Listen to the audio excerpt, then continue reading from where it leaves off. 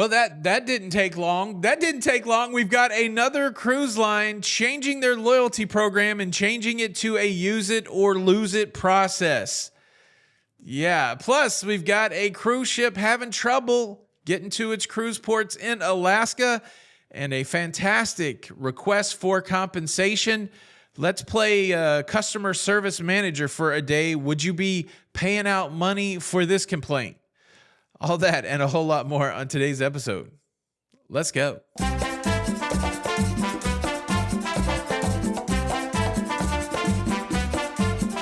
Hey, what's up, everybody? Welcome to La Lido Loco. Welcome to the cruise show.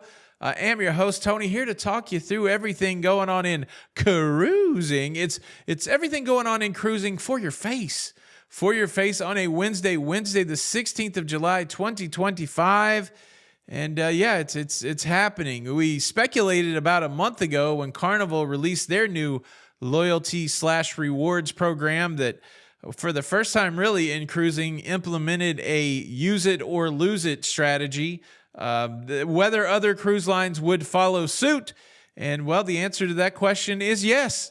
We are getting the announcement that another Carnival cruise brand, Seabourn, is going to implement a new loyalty program, change their loyalty program. I'm not going to go through the whole loyalty program, but let me hit two key highlights. One of the things that people were most upset with about Carnival's loyalty program is they were no longer getting credit for the nights sailed. That wouldn't go toward the loyalty program, and that everything had shifted to a spending money-based rewards type program. Well, Seabourn kind of has a hybrid. You're going to get 1 point for each night that you sail. If you're in a penthouse, one of those elevated cabin types, you're going to get an extra point. And then you're going to get a point for every $500 of onboard spend that you have. So a hybrid. You're going to get credit for the sailing days, and you're also going to get credit for the money. But like the Carnival program, they have a use it or lose it type proposition. So if you're at the highest tier of loyalty and you don't sell with them for a while, it's going to go away. The other tricky thing about this new loyalty program for Seabourn is that you have to opt into it. And if you don't opt into it, then they just wipe out all of your old loyalty. Let that sink in. They just wipe out all of your old loyalty. I had this epiphany the other day talking to my wife, the lovely Jenny B. Who are the people that are most likely angry about these loyalty changes? And obviously, it's the people that have the high levels of loyalty because they're the ones that have been grinding out the loyalty on these cruise lines. And then at the same time, there's a second question. Which cruisers would the cruise lines not be super upset about if they went away? And that would be the people at the highest loyalty level that aren't currently spending money. So if you think about it, on both of these programs of the use it or lose it, type, if you keep spending the money, you're going to keep your loyalty, which is fine. The cruise lines will accommodate that.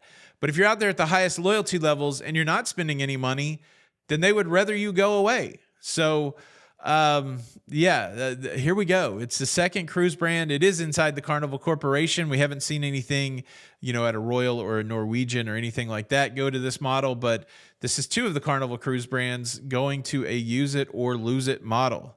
The times they are a-changing. Shout out Ludacris. Hackers, identity thieves, cyber criminals, they're all out there, and they're all out there trying to do bad stuff to you using your internet data. That's why I'm thankful for the sponsor of today's episode, Private Internet Access VPN. PIA VPN is an application that you run on your internet-connected devices that encrypts your data, keeps it hidden from prying eyes. I like PIA VPN for a few reasons. First, you pay one price and all of your devices are covered. Second, they don't keep any of your data. They have a no log policy. Third, they have a 20-day money back guarantee. They also help with geofencing. Geofencing is when you can't reach a service because of the location that you are in. Recently, I saw the new Superman movie. That's a recommendation. I would definitely go see that if I were you and you like that kind of thing. But I also like the old Superman movies, and I wanted to watch the old Batman versus Superman. I couldn't watch it on my US Netflix, and I took a look and I found it on Australian Netflix. And so I was able to use PIA VPN to connect to a server in Australia and see Ben Affleck as Batman in all of his glory. Excitingly, you can try PIA VPN for yourself at a discounted price. Click the link in the description to save 83% off of your subscription. It comes out to about $2.03 a month, and you get 4 months absolutely free. Man, protect that data, whether you're at home or traveling. Serious stuff. Thank you, PIA VPN, for sponsoring today's episode. Okay, let's talk about another cruise ship with issues. I'm calling it the Curse of the Poop Cruise documentary. Ever since that documentary came out last month, it seems like more and more cruise ships are getting hit with weird mechanical issues. And now we have to talk about the Ruby Princess having propulsion issues. The Ruby Princess is on an 11-night voyage that started on July the 9th. They're supposed to visit Ketchikan, Skagway, Juneau. They were going to have a glacier day. They were supposed to go to Victoria in British Columbia. Well, they've completely lost the Glacier Day, and they had to change their extended port of call in Victoria to another Canadian port in Prince Rupert. Ruby Princess is doing its best at the speed it can do to make the cruise ports that they promised, but that cruise has been disrupted. Like I said, unfortunately, I think it's the curse of the Poop Cruise documentary. And what scares me is that Netflix is also releasing another cruise-related documentary. This time it is about Amy Lynn Bradley, who mysteriously vanished from a Royal Caribbean cruise back in 1998. Her disappearance remains unsolved. It's going to be a multi-episode series on Netflix. And apparently this case isn't as straightforward as it seems. It does, wind and twist into some different kind of conspiracy theories and some sightings possibly of Amy on a beach in Curacao. So there's, it should be interesting, but hopefully we don't get any, bad mojo on cruising from this documentary coming out on Netflix. Yeah. I'm not really superstitious. What did Mitch Hedberg say? I'm not superstitious. I'm just a little stitious. R.I.P. Mitch. What a great observational comic. Talking about observations, I got to tell you about this fantastical request for compensation from a cruise passenger. But before I do that, I want to tell you about what I feel like is a great enhancement coming from Carnival Cruise Line. They're going to let you pre-order coffee from Java Blue, the coffee spot on Carnival cruise ships, through the Hub app. If you've ever been on one of these XL class cruise ships, the Jubilee, the Celebration, the Mardi Gras, if you've ever been on any of those ships and you get up and you want to just go get some sort of coffee from the coffee bar, Java Blue, the line is probably worse than what it was to try to buy Paul McCartney tickets yesterday. Did you see all of this hubbub? Paul McCartney's going on tour, 83 years old, one more time, chance to see a Beatle. I saw people that had the authorization to do the pre-order. They showed a queue on Ticketmaster. At one point, somebody showed a queue that they were 208,000th in line. 208,000 people in front of them. And then a lot of people, when they got through the whole ticketing queue, man, I think like the seats on the floor, just regular floor seats, $3,000. I would love to see Paul McCartney, but I don't think I could shell out 3,000 clams to see the man that wrote Octopus Garden. I'd like to be under the sea. Great. Now the air conditioning is just kicked in. I've got to wait for that. I think while I'm waiting for the AC to kick off, I'll look up who actually composed Octopus Garden. I'm second guessing myself now. I don't think that was a McCartney-Lennon song. Just as I suspected. Octopus's Garden was composed by Ringo and George, not Paul and John. Either way, I'm pretty sure it was all originally crafted by Ludacris. What was I talking about? Coffee in the Hub app. Yeah, so they're trying it out on a couple ships right now, but they're going to go fleet-wide. This is probably only going to happen during the breakfast rush, but there'll be a selection of coffees that you can order on the Hub app, and then you can go pick it up at Java Blue, and you can skip the line, which I'm much excited about being able to skip the line. Now, let's talk about this request for compensation and determine what would you do if you were the guest services manager.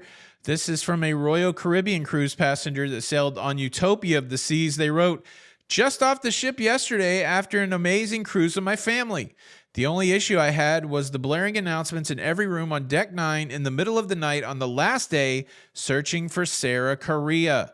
Yes, we all remember your name now after it was announced 6 times in everyone's room in the middle of the night.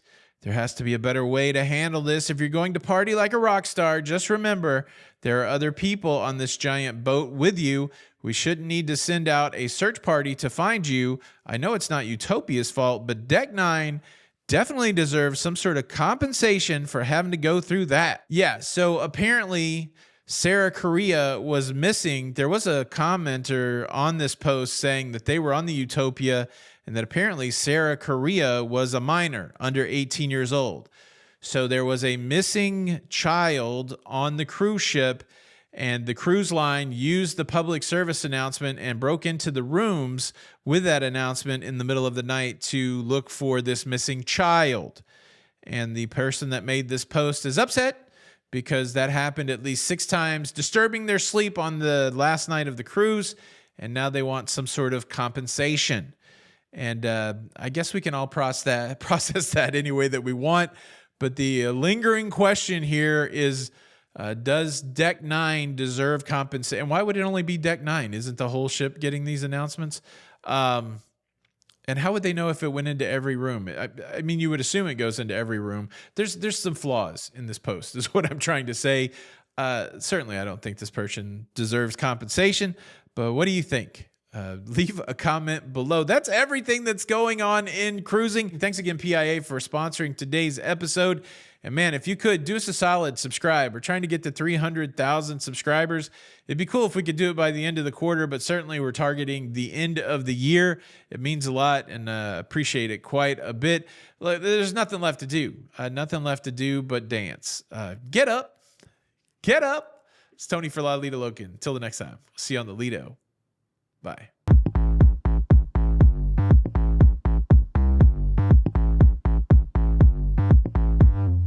Bad little baby, I'm hot like tea. I'm a bad little chick with a body on me like no ring, ring, ring. Never met a girl like me in his dreams. Lit like big with a face so mean. All the bad boys trying to get with me.